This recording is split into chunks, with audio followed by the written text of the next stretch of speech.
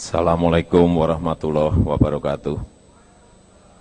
Selamat malam, salam sejahtera untuk kita semuanya. Yang saya hormati calon wakil presiden Republik Indonesia, rekan dan teman baik saya, Bapak Dr. Andes Muhammad Yusuf Kalla, senior-senior saya yang berada di depan yang tidak bisa saya sebutkan satu persatu, serta Ibu dan Bapak sekalian. Pada kesempatan yang baik ini, perkenankanlah saya langsung menyampaikan apa yang ingin saya sampaikan. Ibu dan Bapak sekalian, banyak yang menyampaikan bahwa problem kita ini problem masalah infrastruktur. Problem kita adalah problem yang berkaitan dengan hal yang bersifat fisik. Menurut saya, problem besar kita adalah masalah yang berkaitan dengan mentalitas kita.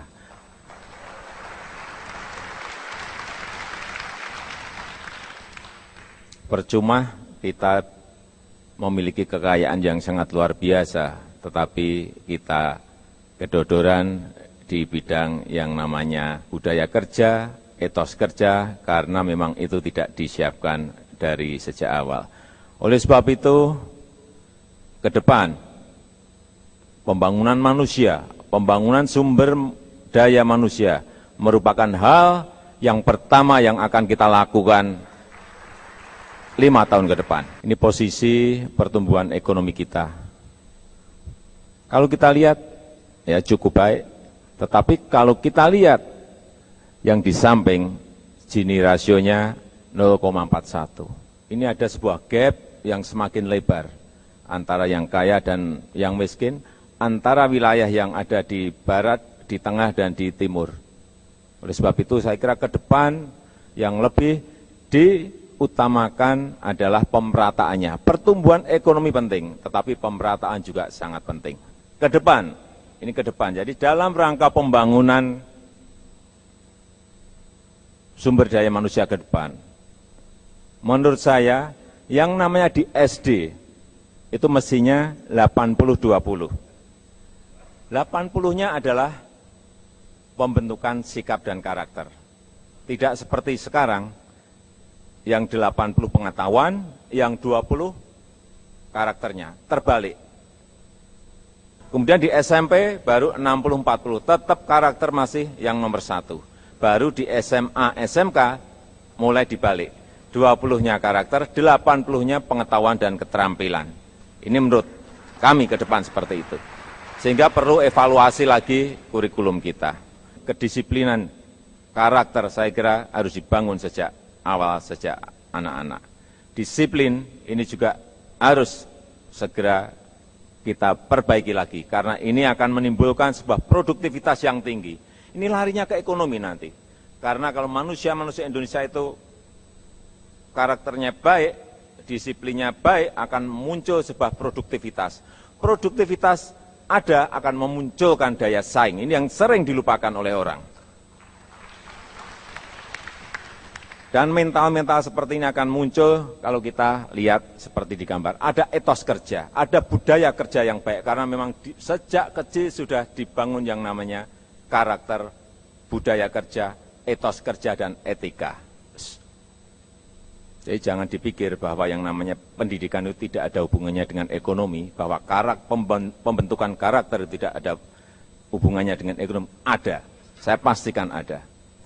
Kemudian yang saya lihat, kalau kita lihat negara-negara yang meloncat maju, selalu di dalam kotanya, setiap kota yang saya puteri, baik di Jerman, baik di Korea, di Singapura, Jepang, semuanya ada yang namanya teknopark.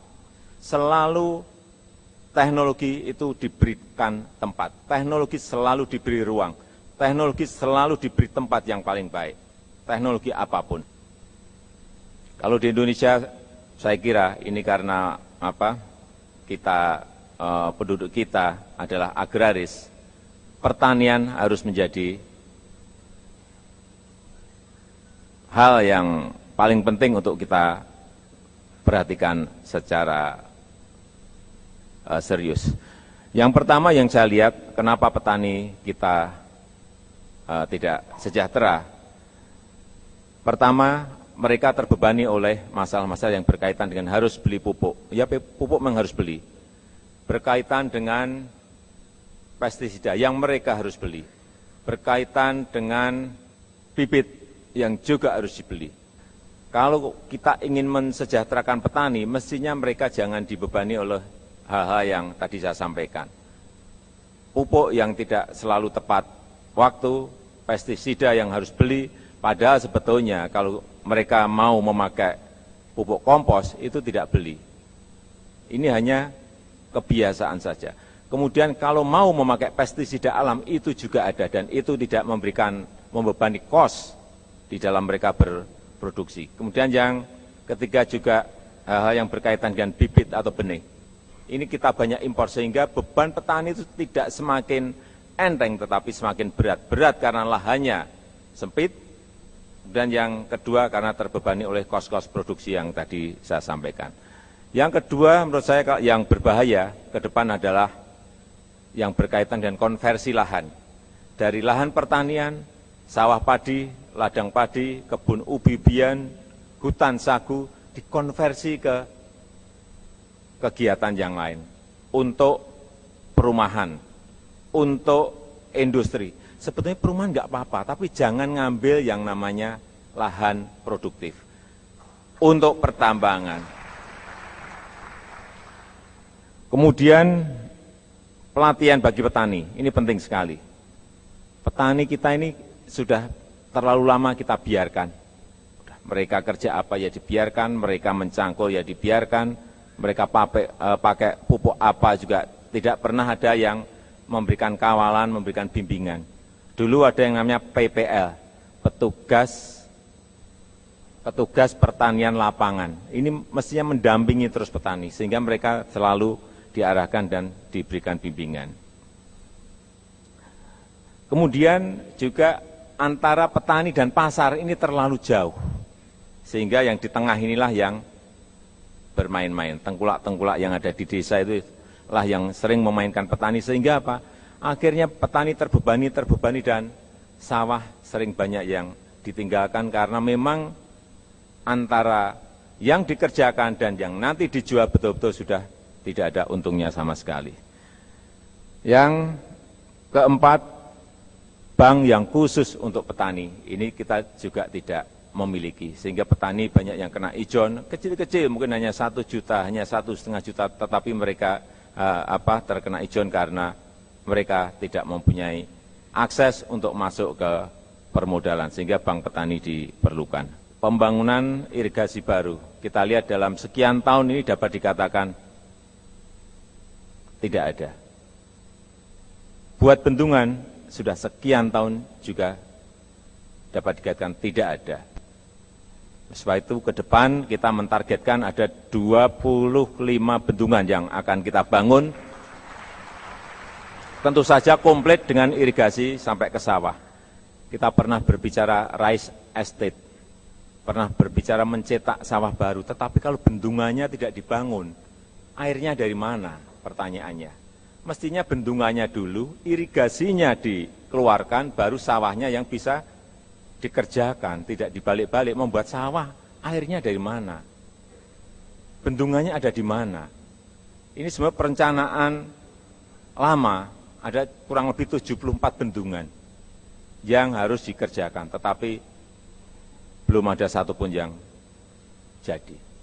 Kalau kita berangan-angan swasembada pangan, swasembada beras, kalau infrastruktur dasar bagi pertanian tidak dikerjakan, jangan bermimpi. Jangan bermimpi, jangan bermimpi. Pemirsa tetaplah bersama kami, jangan kemana-mana, pemaparan platform ekonomi Jokowi JK masih akan kembali sesaat lagi. Dan yang kedua mengenai energi. Energi saya kira juga simpel-simpel sebetulnya.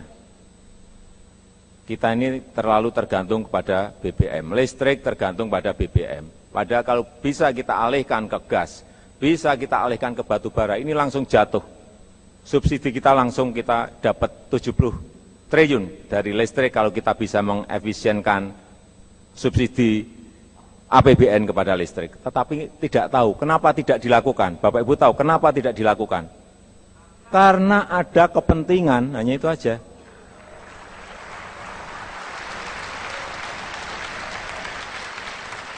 Jangan dipikir rumit-rumit, saya itu orangnya sederhana.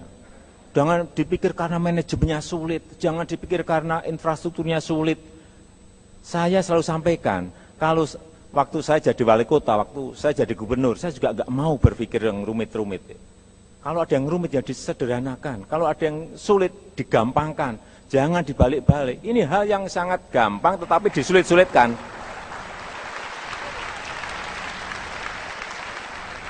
Karena tidak ada niat dan tidak ada kemauan. Ngerti ini, jurusnya udah ngerti semuanya, dah tahu. Orang pinter-pinter semuanya banyak, tahu, tapi ada kepentingan di sini. Hanya itu aja kuncinya.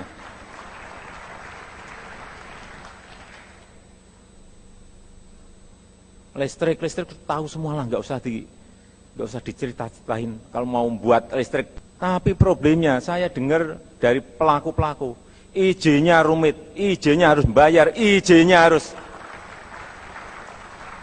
datang ke sini, balik ke sini, datang ke sini, loncat ke sana. Ya kalau seperti itu tidak diselesaikan dan tidak ada komitmen yang jelas, tidak ada niat yang jelas, tidak kemauan yang jelas, ya sampai kapal itu muter, nggak rampung-rampung.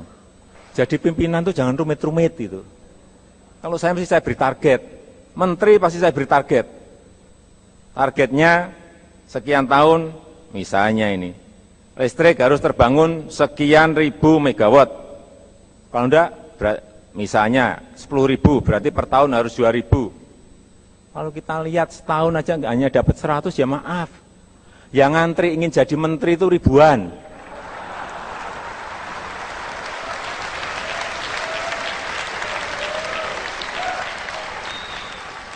Menteri jelas nggak bisa, saya terbiasa kerja ekspor itu 3 hal, ekspor itu pegangannya. 1, competitive price. Yang kedua, quality. Yang ketiga, on time delivery, hanya itu aja. Pegangannya hanya itu.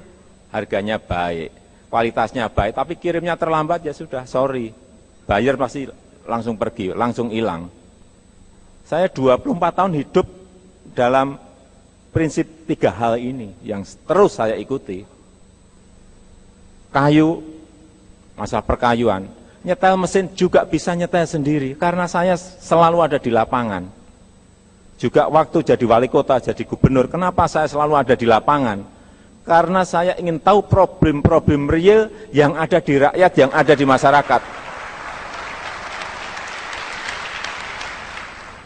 Masalah perizinan, ini yang ruwet di daerah, enggak di pusat, ruwet itu ada di sini, di perizinan. Saya dulu yang di Solo membuat one stop service, yang pertama kita buat hanya dalam waktu 3 bulan. Di sini saya hampir 8 bulan merancang ini dan selesai. Itu pun masih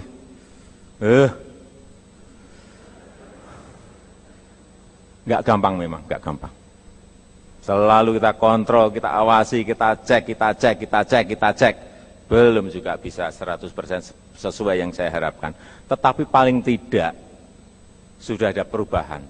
Dulu siup, ngurus siup bisa sebulan, bisa 2 bulan, bisa 3 bulan, tergantung berapa yang diberikan. Sekarang jelas, syaratnya jelas, bayarnya jelas, 5 hari harus selesai.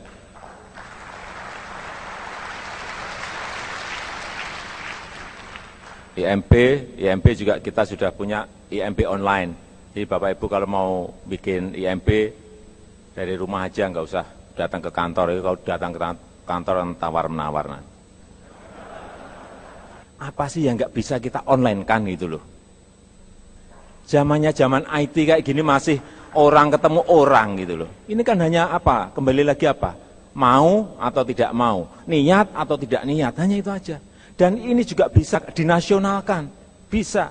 Semua daerah harus online, bisa. Bisa. Izin online. Kemudian yang di sini pajak, restoran pajak, hotel, semua di online kan bisa. Sekarang juga sudah kita mulai tahun kemarin kita pakai e-budgeting, e-purchasing, e-katalog, pakai e-audit, kita semuanya. Saya nggak pinter, i-ian itu nggak pinter saya. Online juga nggak pinter-pinter amat lah, tapi saya bisa panggil programmer. Saya minta budget bisa dikontrol, gimana caranya? Oh bisa Pak, pakai e-budgeting, buatin 2 minggu rampung. E-purchasing, buatin, nggak ada 3 minggu rampung. Anak-anak muda sekarang pinter-pinter banget, masalah kayak gini gampang banget itu. Ini perintah, ini hanya masalah perintah saja kan. Membangun sistemnya, kemudian memberikan kepada kantor, ini dilaksanakan, dicek sampai ini menjadi sebuah budaya kerja. Kalau sudah baru bisa ditinggalkan. Tapi harus dicek terus. Infrastruktur, tadi juga sudah disampaikan. Ini yang saya lihat. Saya berikan contoh harga produk semen. Di Jawa hanya 50.000 sampai 60.000. Saya lihat di Papua harganya bisa 1 juta sampai 1,5 juta. Bayangkan, di mana rasa keadilan kita? Karena tidak ada manajemen distribusi logistik yang berasa keadilan. Dibiarkan saja yang di sana biarin, harganya mau 500.000, mau 1 juta, tidak ada. Sehingga menurut saya yang namanya pembangunan tol laut itu mutlak dikerjakan. Ini gambarnya. Dari ujung barat sampai ke ujung timur. Ada kapal ini diperlukan. Karena apa? Kalau tidak, barang yang ada di Papua, produk-produk pertanian, produk-produk hutan, tidak bisa dibawa ke barat. Begitu juga produk-produk manufaktur atau produk-produk yang ada di Jawa, di Sumatera juga tidak bisa dibawa ke timur. Kita ini negara maritim, nggak punya tol laut. Yang kita urus adalah tol darat. Yang di darat pun seharusnya adalah double track kereta api untuk juga mengefisienkan harga transportasi yang ada. Karena kos transportasi kita ini nggak di darat, nggak di laut, mahal semuanya. Sehingga double track di Sumatera, double track di Jawa, double track di Kalimantan, dan lain-lainnya itu sangat diperlukan. Dan saya sudah punya hitung-hitungan, juga bukan uang yang banyak. Kalau APBN mampu, silahkan kerjakan dengan APBN. Kalau APBN tidak mampu, investor banyak yang ngantri. Banyak sekali. Asal, kembali lagi, perizinannya jangan dirumit-rumitkan. Kuncinya hanya di situ aja.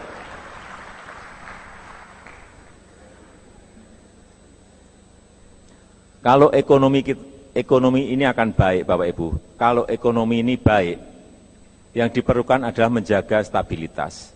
Saya meyakini kalau hal-hal yang sederhana tadi, hal-hal yang rumit-rumit tadi disederhanakan, hal-hal yang sebetulnya mudah itu lebih digampangkan. Saya kira untuk mencapai pertumbuhan ekonomi 7 juga bukan sesuatu yang sulit. Bukan sesuatu yang sulit. Asal dengan catatan, asal jangan ada faktor-faktor eksternal yang mempengaruhi. Bukan sesuatu yang sulit.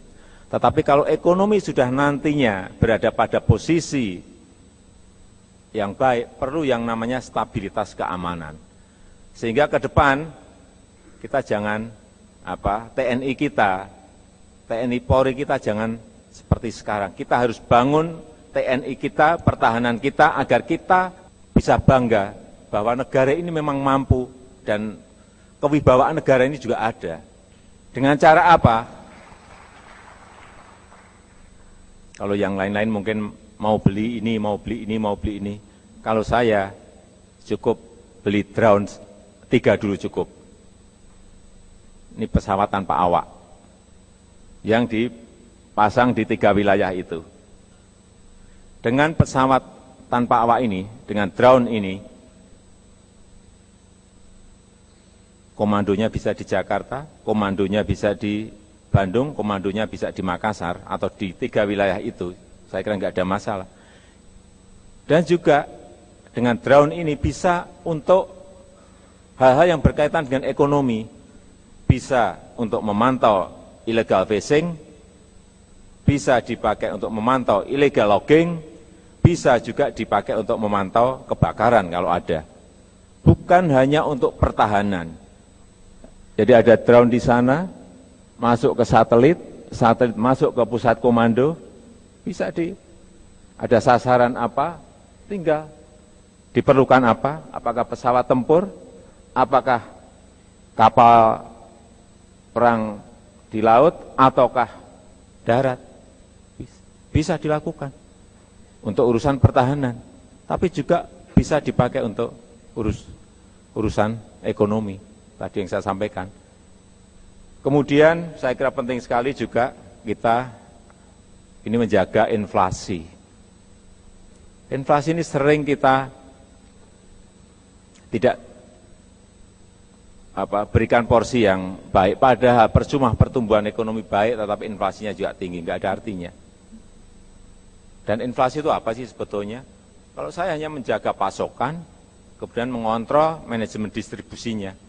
Saya pernah lakukan di Solo, selalu saya cek stok di distributor, kemudian saya cek distribusinya benar atau enggak benar. Pernah kita inflasi hanya 1,53%, terbaik di Indonesia saat itu. Artinya ini juga pekerjaan lapangan. Kalau itu dilakukan, pertumbuhan kita misalnya 6% atau 7%, inflasinya hanya 1,5%, ya itu baru dapat kita. Kalau ini tinggi, ini tinggi, ini juga lebih tinggi, ya nggak ada artinya. Saya kira kita sepakat bahwa pertumbuhan ekonomi itu penting untuk menciptakan lapangan pekerjaan. Oleh sebab itu, yang namanya investasi harus dibuka seluas-luasnya, investor harus diberikan ruang yang seluas-luasnya, sehingga lapangan pekerjaan akan tercipta di mana-mana. Saya kira itu yang bisa saya sampaikan pada kesempatan yang baik ini. Terima kasih. Selamat malam. Wassalamualaikum warahmatullahi wabarakatuh. Paparan ekonomi yang integrated, modern integrated, saya sendiri surprise. Adanya mengenai soal energi, bagaimana mempercepat BBM ke BBC, drone, strategik, pertahanan tadi, lalu mengenai penanggulangan masalah infrastruktur untuk menanggulangi high cost logistik, Tapi yang paling penting buat saya yang menarik tadi, semuanya ini tidak bisa diapa-apakan tanpa adanya the mindset atau mindset mental revolution tadi. Menurut saya pemaparan tadi itu sangat berguna karena memberikan pemahaman yang lebih baik lagi, dan saya rasa memang sebaiknya setiap calon presiden dan wakilnya memberikan pemaparan-pemaparan seperti ini untuk mungkin berbagai industri supaya masyarakat akan lebih jelas apa yang nantinya akan dikerjakan oleh masing-masing calon presiden. Saya rasa sangat berguna. Saya pikir pemaparannya simple, baik, dan ini menurut saya prioritas-prioritas memang kita pengusaha perlukan, terutama kita melihat sendiri bahwa dia ingin menurunkan high cost ekonomi kita dengan betul-betul tidak mempersulit izin-izin yang ada, juga membuat hal-hal prioritas ya, apakah untuk pertanian, terutama infrastruktur kita, mengurangi high cost ekonomi kita dalam logistik kita dan lain-lain ya. Tapi memang apa yang ditegaskan oleh Pak Jokowi yang saya dukung 100% itu adalah perubahan mental daripada sistem pendidikan kita harus ubah. Inilah pemimpin yang kita ingin, dia simple, dia mau betul-betul melakukan hal-hal ini dengan apa yang sudah dia buat selama ini, ya, performance dia di Solo, apakah performance dia di Jakarta juga. Dan ini saya pikir dengan kombinasi dengan Pak Yusuf Kalla yang jauh lebih pengalaman di dalam pemerintahan pusat, ini saya pikir it's the best combination buat kita pengusaha-pengusaha.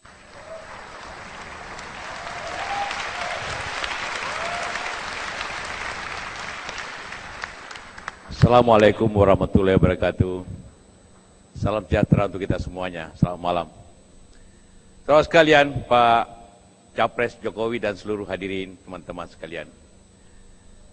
Para teman-teman yang hadir di sini sebenarnya Anda harus berbahagia. Pertama, kita ini semua satu komunitas. Pengusaha, Pak Jokowi background pengusaha, saya pengusaha. Ya, apa yang kurang nanti masa depan bangsa ini? Memang sekarang ini dunia berubah. Pengusaha pensiun, kemudian menjadi pejabat. Pejabat pensiun dan jadi pengusaha. Jadi berputar saja dunia sebenarnya. Jadi semua Anda ini punya kesempatan jadi pejabat nanti. Ya, itulah dunia Indonesia yang khas, terjadi perputaran suasana. Saya kira saya tidak akan menambah banyak, karena Pak Capres kalau sudah menyampaikan, Wapres tinggal sedikit menambah detail-detail, jadi tidak akan menambah begitu.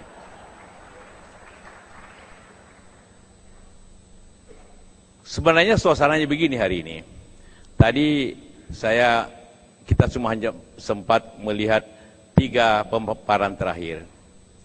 Seakan-akan Indonesia ini seperti apalah terbelakangnya. Kita malu juga mendengarkan semua ini. Tapi bagi pengusaha, itu kan luar biasa. Kalau Indonesia maju kayak Singapura, kita mau bikin apa lagi? Justru karena banyak kekurangannya, ini kesempatan luar biasa untuk investasi kan?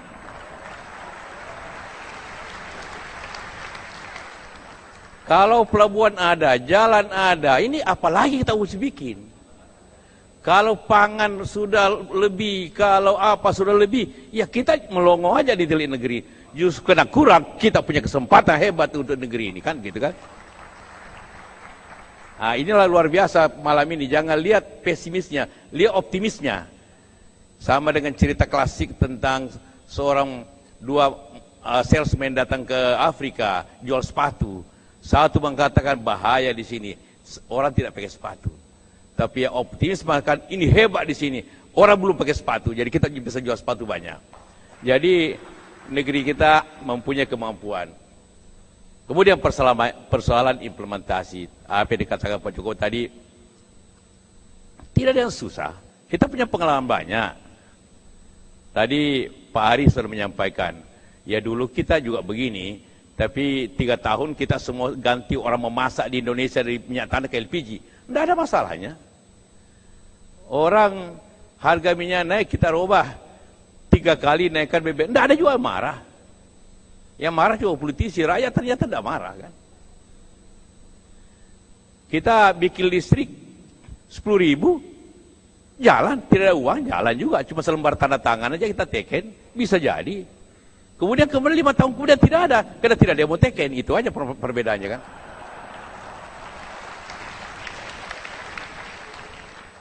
Negeri ini, kalau tidak ada uangnya, masih ada yang jaminan terakhir, tanda tangan Menteri Keuangan. Nah, tidak ada yang mau teken gimana? Sekarang nanti ada Pak Jokowi yang perintahkan teken, selesai persoalan kan. Masa orang tidak percaya negeri ini kan, seperti itu. Kita bicara pangan. Minta maaf, 2008, 2009 kita tidak impor pangan lagi. Hanya satu, teknologi. Kalau teknologinya maju, kita terkebelakang bukan karena teknologi. Apa yang dikatakan Pak Jokowi tadi tentang mental. Ingat nggak Jepang, ingat nggak Jerman, habis perang, apa yang sisa? Guru. Semangat. Dan dia bangkit jauh lebih hebat daripada yang menang. That's all. Hari ini memang bukan hari yang gampang. Siapapun presiden bukan hari yang gampang. Semuanya defisit, perdagangan defisit, neraca payang defisit, anggaran defisit. Tapi karena itulah dibutuhkan kemampuan. Disitulah Anda memilih siapa yang sanggup dan siapa yang tidak sanggup. Itu aja. Terima kasih. Assalamualaikum warahmatullahi wabarakatuh.